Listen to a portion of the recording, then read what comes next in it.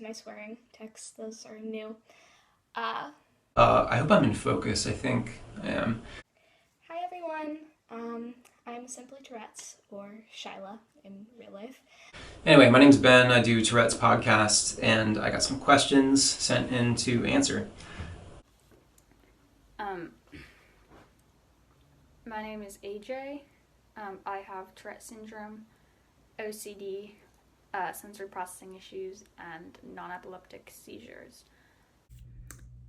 Hi, my name is Brittany Wolf. I was diagnosed with Tourette syndrome when I was 7 years old. Along with Tourette syndrome, I also have OCD, which is obsessive compulsive disorder, as well as anxiety. I have Tourette syndrome, obviously. I have Tourette syndrome, major depressive disorder, generalized anxiety, ADHD, and various sleep issues. And I also have postural orthostatic tachycardia syndrome, or for short, POTS. I usually do the short version of it because the long version's very difficult to say and even more difficult to spell.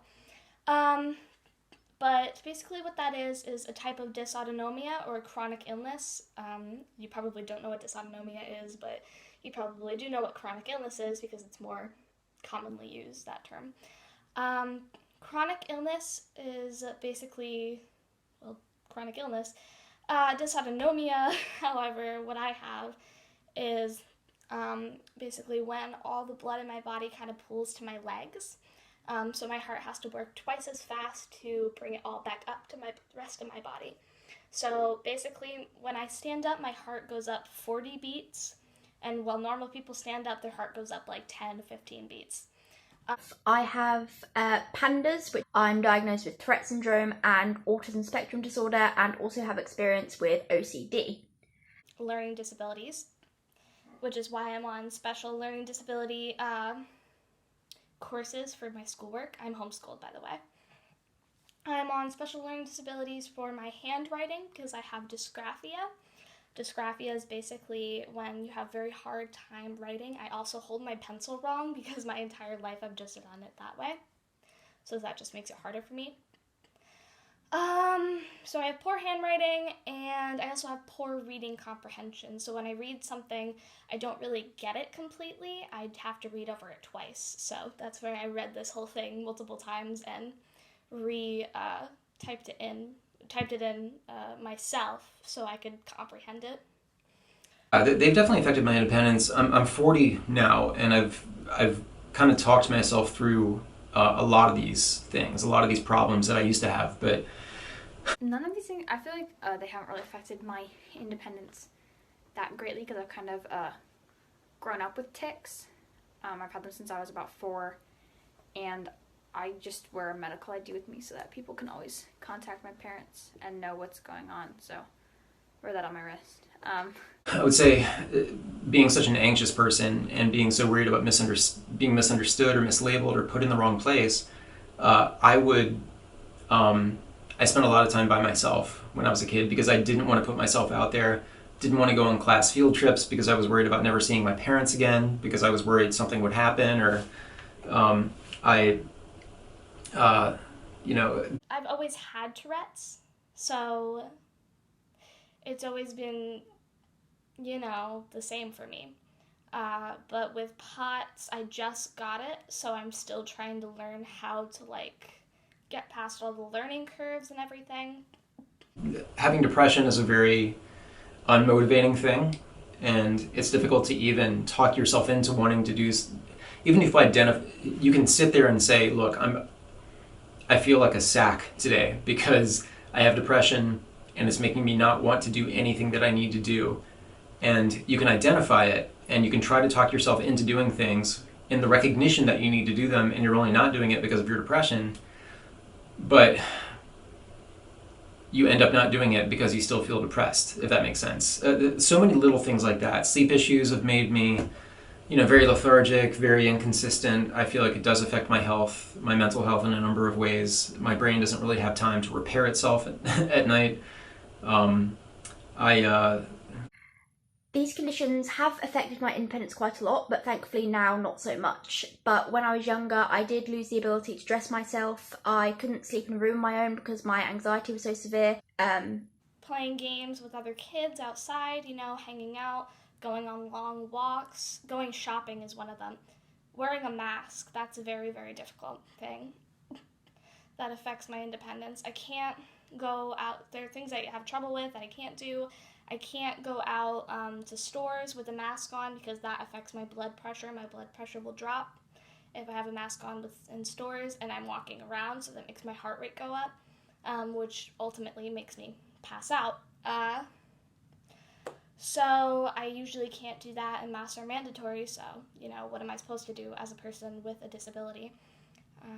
But mostly, it was definitely the stuff when I was a little kid of just having so much anxiety that I didn't want to do anything, and I ended up spending a lot of time by myself because of the fears of being misunderstood, being mislabeled, or something bad happening to me. My parents were pretty much my full-time carers then. So anxiety and OCD are a lot of the things that I think a lot of people don't realize that I have, and that's kind of like a hidden disability, I guess you could say, that I suffer from. Almost all my disabilities are hidden, which makes it very, very difficult to go about my life because I look like a very normal person. I'm not in a wheelchair, I don't have like a limb missing, That's the type of cliche disability we all know as to be a disability. And I'm not saying it isn't, but, nobody sees like someone with Tourette's as disabled. Like I can say having Tourette's, I have a disability, and people will be fine with that. But if I say I'm disabled, someone will come and attack me. But they mean the exact same thing. I had a post on this on Instagram. You can go check that out if you want. They mean the exact same thing. The word is the exact same. I don't know why people think that it isn't. Like, I feel like there's such this, like, stigma around the word disabled and disability that no one wants to use it. My mom didn't want to use the word disability or disabled. Like, you don't have a disability. I do. And you know what? I embrace the fact that I do. I embrace the fact that God made me differently, and He gave me this to, educate other people about my disability and your disability. And, we can all be disabled. It's fine. All right. I'm diagnosed with autism, as I said, and that can be quite hidden because when people look at me, they can't necessarily tell. I would say all of these are fairly hidden disabilities. There are obviously there are visual aspects to having Tourette, the ticking and so on, but I will say when I've opened up to people about having it and people have learned that I have TS, typically they're like, oh, I had no idea, you don't show it, or which I think is half a misunderstanding among the public of what Tourette looks like, so to speak. And the other half is that because I was worried about being misidentified or mislabeled or misunderstood, I put so much effort into hiding my TS. Hidden disabilities, but with things like OCD and sensory processing issues, people don't really understand all of it. They just understand what they see, so they see the compulsions, or they'll see me like covering my ears. Or syndrome can also be considered a hidden disability because some people don't realize what I'm doing are tics when they're not kind of obvious, like those ones. Sometimes I'll just stretch my neck, and so it'll look like I'm just stretching when it's really a tic. Or, we as people with Tourette syndrome kind of learn how to kind of sort of hide our tics a little bit so they're a little less or a little more discreet. It's hard to do, but I know a lot of people with Tourette syndrome, we try to find those ways to do that when we're like at work or school or out in public, and I do the same thing. As unashamed of my Tourette's as I am, I still kind of like to do that because obviously nobody likes to be stared at, and they're as open as I am about living with Tourette syndrome. There are just some days where I don't feel like getting into the whole thing about I have Tourette syndrome, this is what I do. So sometimes it's that battle of choosing on whether or not to do that, or realistically I don't have a choice also. So it's about what my body wants to do at that time and that day.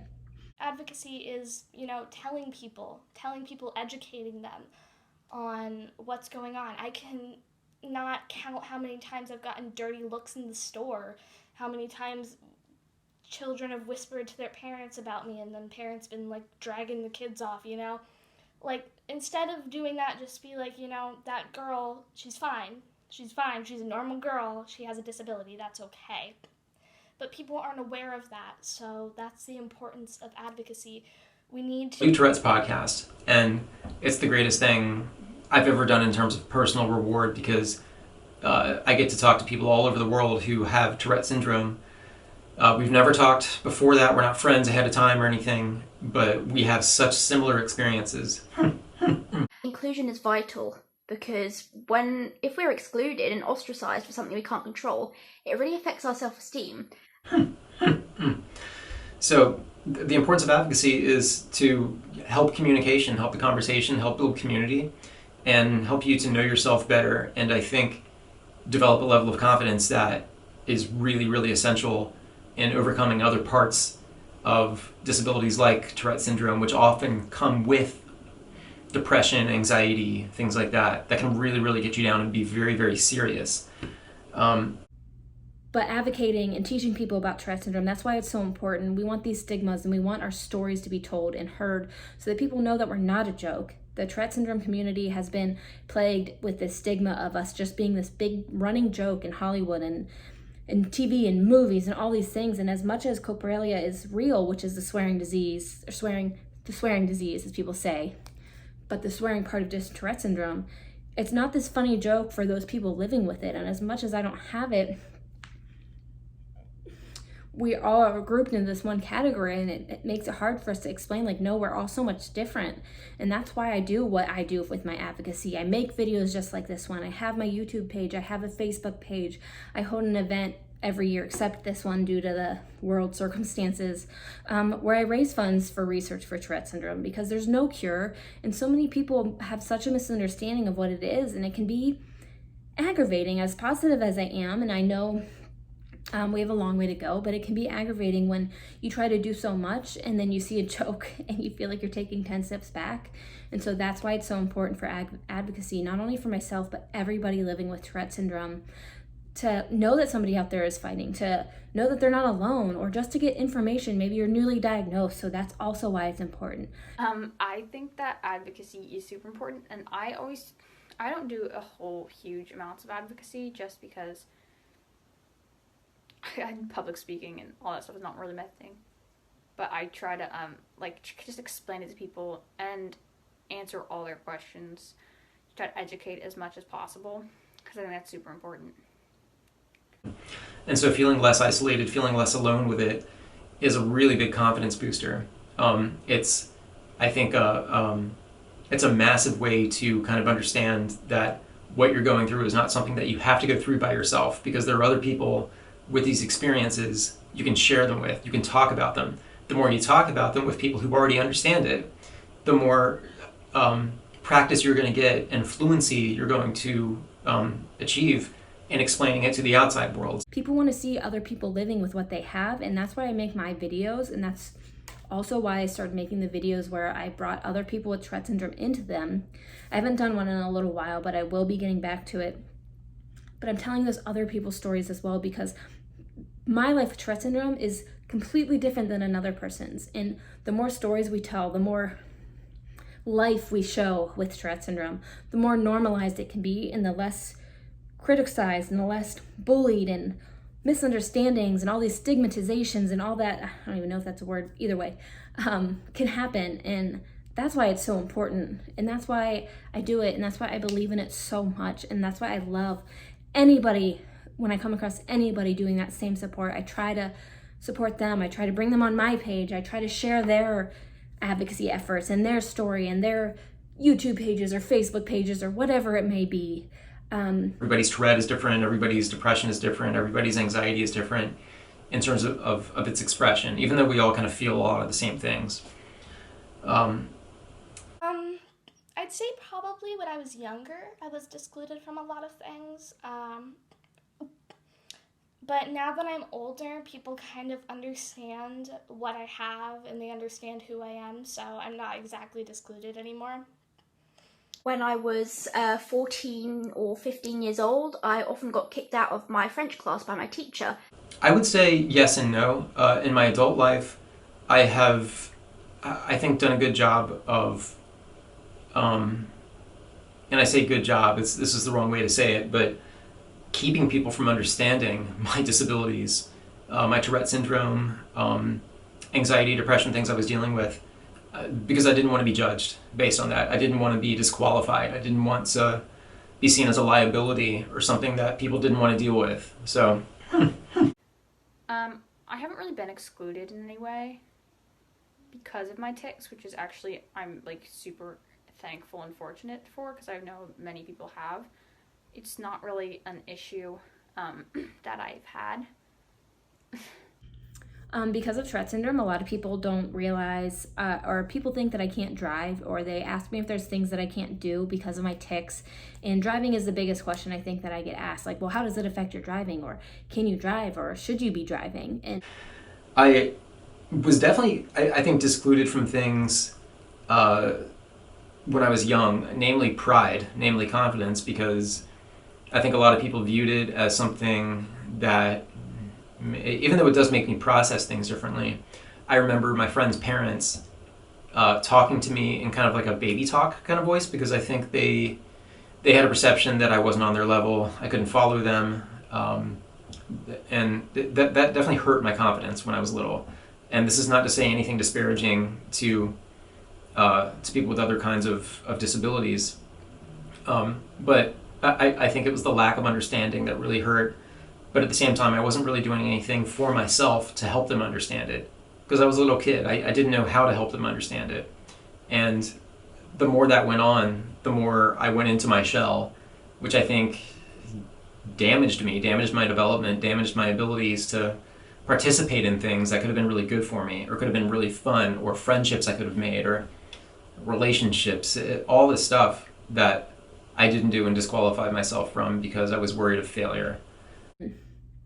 the truth is that when I'm driving, I'm so focused on the road. I'm so focused on the stuff around me that my tics are kind of by the wayside. So when I'm in the car, I'm not really taking that much. When I first get in the car, yeah, I might start ticking like crazy, or maybe even sometimes at red lights, the tics will start to come out. But once I'm driving, I'm generally pretty okay. That's not to say that I don't have days where I can't drive. If my tics are really bad one day, or I'm having a really bad string of days, yeah, I prefer not to drive and not get in the car, because I just don't want to chance it, because I don't know what my body's going to do when I'm having those really bad days. So I generally get a ride, or my husband take me where I need to go, or I just won't go to whatever it is that I was planning on going to, because for me, the safety of not only myself but everybody else on the road is more important. But when it comes down to it, yes, I can drive. A lot of people with Tourette syndrome can drive, but that is the biggest question for me that I get asked about, if about something that I can or cannot do because of Tourette syndrome. There's always going to be like that weird stigma, like, oh, is it contagious? I did have somebody ask me that once. And then, there's always that weird stigma when you first tell people. They're like, whoa, that girl, she has something different about her. And questions like that, as innocent and as they are, because it's no fault of their own. It's a very honest question. It's a very it's a question I wouldn't be surprised that somebody asked me. So I don't get offended or anything like that. But with that being said, that's another reason that I do advocate. I want people to realize that we have Tourette syndrome and we have these tics and we have all these things, but I can still do just what you do. But sometimes maybe there's just a day or two that I can't, or it takes me a little bit longer to do certain things. Like, yeah, walking, I tick with my feet all the time. So maybe I have to pause and it takes me a little bit longer to get where we're going. But other than that, I can do anything that anybody else can do. And I've always believed that, and I know it to be true. Things that can help me be independent with POTS are, salt. Salt is how I combat my low blood pressure and high heart rate. And I think that some of the things that have helped me to become independent, as I said, getting the right management strategies. But then in terms of when my symptoms are there, The support in school I got was really, really helpful. I had half days on certain days, and that really helped me to get through it. I had extra time on exams. Hopefully these things allowed me to get through school, but it was a real struggle. I've put myself through inpatient treatment before to try to get a handle on some of these things, and which is an amazing experience. That was a really, really great thing to do. Things that help me combat with Tourette's are my medication, and just all around breathing exercises. I usually have my Fitbit on. I don't have it on today because it's charging. But I have my Fitbit on usually, and with my Fitbit, it has a breathing exercise mode on it, and I usually use that to calm down for tic attacks and everything. So those are some things that help me calm down when I'm in public and everything. Have breathing techniques that I try to concentrate on that my mom would used to do with me, in through my nose, out through my mouth. As silly as it sounds, when I'm ticking really, really bad, I can forget to breathe, or I just straight up can't breathe while I tick. Especially when I'm ticking with my stomach, which is one of my biggest tics. But yeah, I try to breathe. I try to really concentrate. I try to do the grounding effects that I see for anxiety, where I look at things that I can name colors that I see, name smells that I smell, name things that I'm touching or that I'm feeling on my body or something. And that really does help pull me back down and ground me. So I really like doing that. I also just make sure I take my breaks and walk away if I need to. If I'm at work and I need to get up and go away for a couple minutes, excuse myself to the restroom or something, I do that because I know that it's very important for me to get away and kind of bring myself back down if I can. And that has been really helpful. So I hope this helps anybody watching. And, just having a bag on me that has all my necessary tools and equipment was really, really, really helpful. And having solid friends. So I feel like in some instances, independent is just without an adult or your parents. So having a bunch of friends who I know what to do if something happens, that my parents are yes, we trust them. Yeah. So starting the podcast was the most personally rewarding thing for me because, again, having conversations and building that confidence and feeling less isolated is massively powerful. And I will say beyond there, since I've already talked about that a little bit, kind of confronting my anxiety and putting myself in situations where I knew maybe I was going to fail or it was going to feel uncomfortable, and realizing that if I did feel anxious or if I did feel uncomfortable in certain situations, it was normal. It was normal for me. It was maybe not at a healthy level, but it was normal for me to experience that because I know that I have anxiety. And so going through these experiences and just really feeling it, as treacherous and scary as it can be, allowed me to kind of analyze how I felt in these situations, like opening up about having Tourette, facing my fear of, what are people going to think about me? Am I going to get fired? Am I going to, are people going to talk to me differently, view me differently, in a bad way? What's going to happen? And putting myself in these situations and seeing them through, as difficult as they might be, almost ripping off the Band-Aid in a way. So I would at least know what it's like on the other side. And basically every time I do that, I feel better and realize that the fears that I had in my mind did not play out. And I think it's important to see, even if the fears in your mind do play out, it's kind of a vindication of how you view things and, your aversion to risk, or in a healthy way. It's okay, this is what I thought was going to happen, and it did. I was right. Or I was wrong, and now I feel better about it. I think it's both win-win. It's not easy, but putting myself in situations where I knew I might fail, it might not feel good in the moment, but looking back is something I can say I did. Before I did the podcast, I didn't talk to anybody else who had Tourette syndrome, at least not since I was a little kid. I was by myself, with my Tourette, and that was kind of by choice. But now that I do talk to people, it feels like a better world, and I'm out about it. It gave me the confidence to talk with my coworkers about having Tourette, about the importance of mental health. When I put myself through inpatient treatment, I checked myself into a hospital to get a hold of my depression and anxiety, which were really getting out of hand. And I was open with my bosses about it. I wasn't viewed as being like a liability. I was a liability to myself, and I needed to get a handle on that. I didn't want dishonesty and hiding what I was feeling to continue to be a thing for me. I wanted to be myself, and I wanted to feel okay being myself. And I couldn't have done that without opening up, advocating, hearing how other people advocate, and connecting with organizations like the Tourette Association of America, which sponsors the podcast. And my life is completely different now. It's completely better. So I do have a normal life. Again, people think that I might not, but I work. I graduated from high school. I graduated from college. I have a bachelor's degree. I work every single day, 40 hours a week, if not more. So I do everything that people think that people with disabilities can't do. And I like that because I like proving people wrong. So, and there's a ton of people out there with Tourette syndrome doing the same exact thing and killing it. And so I think those are the things that we also want to show people, that we're wildly capable, and these stigmatizations and misunderstandings won't stop that from us happening. For me personally, it's just going to motivate me to do more and to work that much harder to prove them wrong. I still have anxiety. Bouts of depression still hit me very heavily. Us being a team together and fighting this all together is only going to help us to have a better future of hopefully less jokes, less misunderstandings, or at least if there's jokes, people understand that that's not all it is. They understand that that's just something it was easy to make a joke of, which it is what it is in today's world. But they know still that that's not what Tourette syndrome is, that it's so much more complex and so much more than that. And that's what my hope is with all this advocacy that's going on. And that's what I hope to bring with my videos and bring when I'm sharing other people's videos as well. It's so important, and I love doing it. But Tourettespodcast.com is where you can listen to the podcast, and each episode, it comes out every Friday in seasons.